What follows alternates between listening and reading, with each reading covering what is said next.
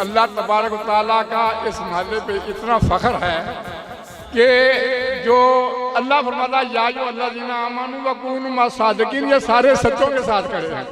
क्योंकि प्रोफेसर साहब के साथ मैंने 10 साल ज़िंदगी जद्दा में भी गुजारी थी और उनके साथ मैंने जद्दा से लाहौर तक के सफ़र भी किए थे। और ये अल्लाह ताला का बड़ा इनाम है कि ऐसी जो जितनी महफिलें सजती हैं, अल्लाह के जितने भी फरिश्ते हैं उनको ढांप लेते हैं। तो जब ढांप लेते हैं तो ये समझ लो कि हमारी अल्लाह तबारक व तआला के यहाँ से वो मर्जी हासिल हो गई है कि जो हम दुनिया में भी और आखिरत में भी क्यों इज्जत की जिंदगी।